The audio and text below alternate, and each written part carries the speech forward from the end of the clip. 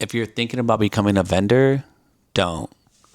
No, I'm just kidding. But I've been getting a lot of questions lately from friends, customers, collectors who want to start vending. So I thought it might be helpful to share a few tips that I had wished that someone told me before I started vending. So I wanted to run through 4 tips with you guys in hopes for anyone that wants to start vending could potentially help you kind of get started. Number 1, obviously the most important, is going to be inventory. And I don't know if this inventory is going to be coming from people's personal collections, buying off friends, buying off family members. So I would say just try to get as many singles as you can, maybe a binder, and then save most of the capital in your pocket for cash to buy collections off people. And that will give you more opportunity to meet people, build relationships, like I said, buy those collections, and then it will help grow your inventory. And I think, again, just don't feel discouraged. The most important thing and the biggest thing is just start. Your inventory will come and it will grow.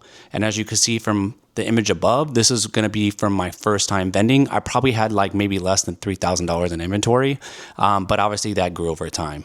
Number 2, branding and equipment. These were big things for me when I got started. I used to see a lot of cases around the room, a lot of branding materials, whether that's like tablecloths, whether that's like overhead banners, whether that's like standing banners. For me, it just created like more of like a professional looking setup. And I think it's something that I kind of wanted to pursue, but I just didn't know how, or so I kind of had to figure out things myself and do my own research. And having seen there being like a ton of different display cases around the room and at different shows, I went with Zion cases. I think it could be anywhere between $150 to $200, depending if you want the risers or not. I kind of purchased both. Only thing I would say that's a little bit frustrating is that the top scratch very easily. So just keep that in mind if you decide to go the Zion route. Branding, right? Like for me, tabletop signs look really nice. Standing banners look really nice. And luckily enough, I created a standing banner first. This was my first design that I created myself. In Canva, I don't think a lot of people know, but they have templates for that. So you can just create it yourself in Canva, design it yourself. And I think it was about $80 for my standing sign. And then after that, I decided, the tabletop banners looked very nice at some of the shows. And again, I didn't know where to go. So I just Googled a bunch of different ones. I decided to go with one called Banner Buzz. I think it was about $250.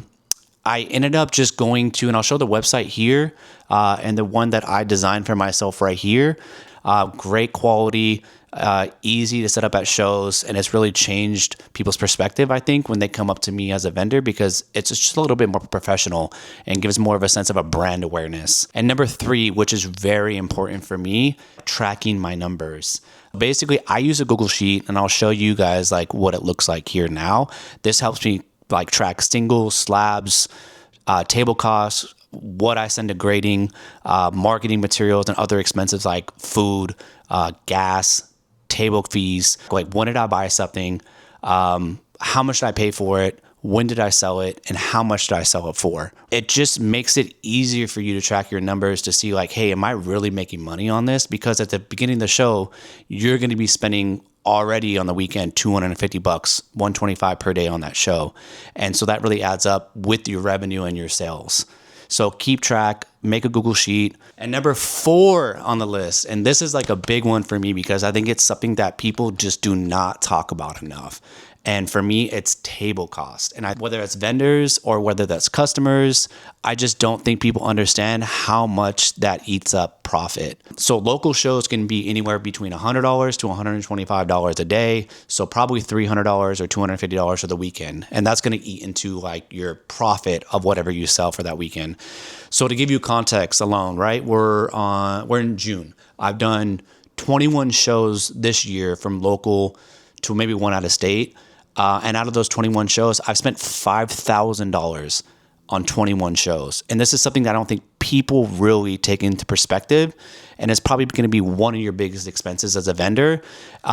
So you need to track that and keep that on your expense tracker too. And all in all, those are just 4, I guess, like beginning tips that I wanted to share with everyone of like how to get started from my experience of doing this for about 7 or 8 months of where I started, and hopefully it can help you. I would say if you're thinking about becoming a vendor, I would just recommend saving this video, sharing it. And if you have any questions about, how to get started, just reach out to me directly. I'll be able to help you guys however I can. Just want to say thank you guys for listening, like and subscribe, and I'll catch you guys later.